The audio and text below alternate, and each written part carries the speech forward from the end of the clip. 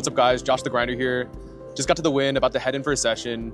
This is gonna be my 7th session since I started getting coaching by Arrow Poker. He's helped me tremendously improve my game. I'm running hot, but I wanna keep continuing the win streak since we're 6 wins in a row right now. The last 2 are actually kind of close. Both of the times, as you saw in the vlog, the first hand I got stacked in both situations, but I was able to crawl out of the hole. So we'll see if I can continue the streak. I'll ask for a rate reduction. So in this hand, I have pocket jacks, aka the Jiggities. I opened at $20 and only get 1 customer from the gentleman to my left who is playing short stacked. The flop comes in an uneventful 10-10-9. I c-bet for $25, just expecting to take the pot down on this pretty dry flop, but to my surprise, my opponent sticks the rest of his stack into the middle, which isn't too large, around $100, so I just make the quick snap call, with the run out being 4 clubs and 7 of spades. He shows 10-8 for the flop trips, and we lose that one. So in this next hand, I limp under the gun with 8-7 suited, and this one guy who I thought was an absolute fish. Spoiler alert, this guy ended up taking me to Value Town multiple times this session. Well, he opened from the cutoff for $20. Both blinds call, and I also tag along. The flop comes 9 ace 6, and we flop an open ender with a backdoor flush draw. The small blind checks. The big blind now leads for $30, and only I come along. The turn is the 8 of spades, giving us a pair, and the action goes check check. The river is now a 5 of clubs, and this completes the open ender, giving me a straight. So when the big blind checks to me, I put out a bet of $150, which is roughly a pot-sized bet, just trying to implement what Coach Arrow taught me with sizing up on my bets. So especially when we have the goods. The big blind thinks for a while, but ends up folding, and we take it down. I like my sizing here since, let's say I was on a flush draw and missed it, I feel like I could make the same bet, putting my opponent in a tough position. Next hand, which I didn't catch on camera, so you'll have to bear with this on-screen visual. I straddle under the gun, which is basically when you put money in ahead of time, almost like a third blind. So at the Wynn, you can only straddle under the gun, whereas at other places such as Resorts World, you can straddle both under the gun and on the button. So the straddle amount is typically 2 times the big blind, so I straddle under the gun for $6. We're playing short-handed, and middle position bumps it up to $20. One quick note is a lot of people check their cards right away when they get dealt to them, but for me, I like to wait until the action gets around to me so I can pick up any information from other people who are checking their cards, and also avoid giving away any tells by looking down early. So I look down at pocket 2s and make the call for $14 more, defending my straddle. The flop comes 3-4-5 rainbow, giving us an open ender and a pair. So I check, and the opponent quickly bets $30. Given this opponent was c-betting at a 100% frequency, I go ahead and just make the call, going absolutely nowhere since I beat any 2 high cards, and the turn is another 4. Now the action goes check check, and when the river brings a 5 which counterfeits my pair, I now actually lose to any card basically, since I am just playing the board. So in this spot, I actually go ahead and lead out for $120, sizing up on this bluff, and this actually puts my opponent in a blender since he actually thinks about it for quite a bit, and I'm just sitting there staring at the board hoping that he just lets his hand go, and thankfully he does. So we take that one down. So that was an example of a bluff that I was able to get through. So this next hand is probably the hand that caused me to go on absolute monkey tilt. As you saw from the title of this video, I go on just berserker mode tilt, and honestly up until this point in the session I was actually playing quite well, making the right decisions and just being patient, playing tight, playing right, and playing in position, up a couple $100. So in this hand, we were short-handed with 5 people, and I looked down at pocket kings under the gun. I actually decided to be tricky and limp in for $3, hoping for someone to bump it up so I can do the classic limp re-raise maneuver that we all know about, or at least I know about. So unfortunately, in this spot, no one raises. In fact, we get the absolute opposite outcome, which is everyone limps in. So we're now going 5 ways to the flop, which is 8-6-2 with a flush draw on the board. I check, and the next guy to act bets $10. Everyone else calls this $10, and I bump it up to $65. Only the guy who I thought was a fishy player called. Turn is a 9 of hearts, and for some reason now I decided to check, and then the fishy guy checks back. In hindsight, after talking to my coach Arrow Poker, I should have never checked this turn. He said that if I check raise with such a strong hand such as pocket kings on such a wet board texture, I need to be firing the turn. So that was a mistake I made. And the river came at 10 of spades, basically completing the flush draw and putting out a one-liner to the straight. I now bet $60 into a pot of around $180 for a 1/3 size pot bet and get snap called by the fishy guy, who shows me the bad news as he rivered 2-pair with 6-10 suited. So he called my check raise with middle pair and then got there on the river since I gave him a free card in the turn. It actually probably tilted me more since I actually asked him afterwards if he would have called if I bombed the turn, and he was like, oh yeah, absolutely not.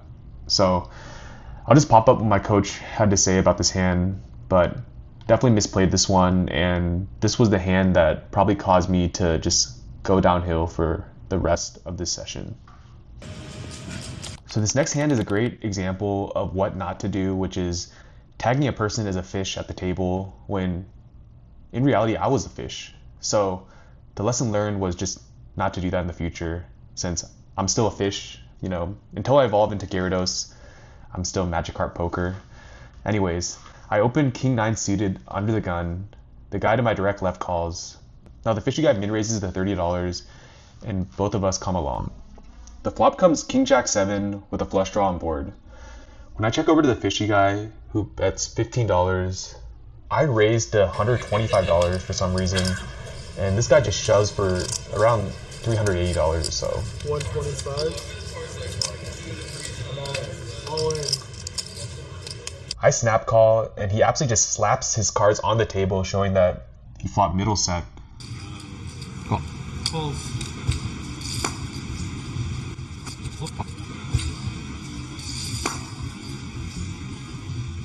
So my actual read was right. I didn't put him on a king, but I didn't put him on the Jiggities.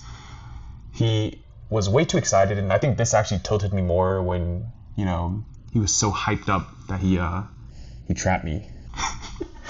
So yeah, you guys can see the run out didn't bring any luck. I was pretty much drawing dead in this situation, and in most circumstances I would be folding King 9 suited to raise or playing more cautiously.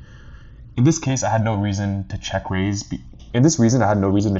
Just because I had top pair with a very mediocre kicker. I'm losing to a lot of hands, even if he had King 10 or King Jack or King Queen, Ace King. A lot of hands in his 3-bet range, even if he's fishy, are just crushing me. Queens, kings, aces. So yeah, I think this was a great example of me not playing well because mentally I was just getting tilted, and I think the mental side of poker is one where I have a lot of work to do, especially when I start running bad. So I should have taken a break or just left the casino, but I continue playing to chase my losses.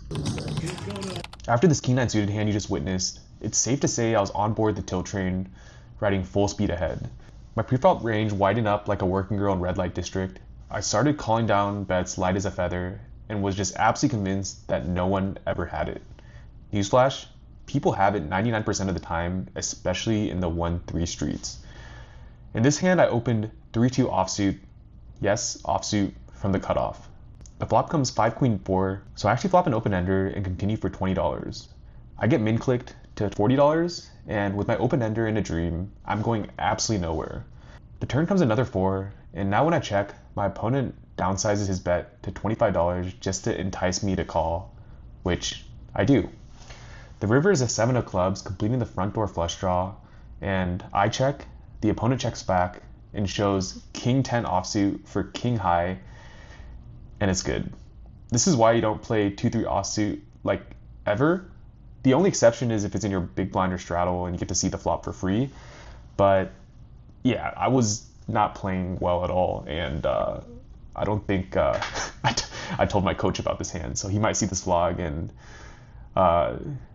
yeah, sorry coach, didn't listen to your advice about pre-flop ranges. So this next hand was actually a surprising win for me, but I feel like I misplayed it just because Like I said, I was mentally tilted and I felt like I was just trying to get too aggressive and greedy. So I'm curious to hear what you guys have to say down below. In this hand, hijack opens to $15. Fishy guy calls and I look down at the lovely ladies. I 3-bet to $50 and both players tag along. In hindsight, I don't like my sizing. I think I could have sized up to $60 to $65 just because there's 2 people already in the hand. But in this case, it doesn't matter since the flop comes 10 queen 10, so your boy flops a boat. The fish guy now donks $100 into me and I call.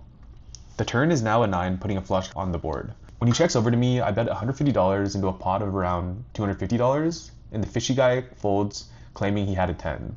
My question to you guys is, do I just check back this turn trying to trap for the river, or did I make the right play by betting on the turn, avoiding any free card? My thought process is, if he actually had a 10, he's not folding there, and if he had a flush draw, he's probably going to call as well. But curious to hear what you guys have to say about this one. So I'd say this hand right here sums up my night and just how poorly I was playing. You guys know that my goal is to play tight, play right, and play in position. However, when you're missing just one of these elements, all hell breaks loose. In this hand, under the gun limps, the fishy guy opens at $20 from the cutoff, I call, and the limper comes along.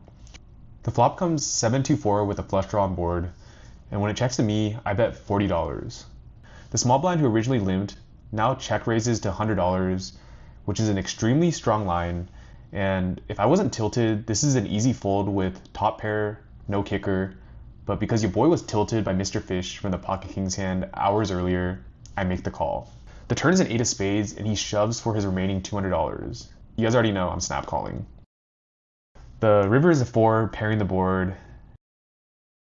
At this point he already shows he flopped a set and the river gives him a boat as the 4 pairs the board.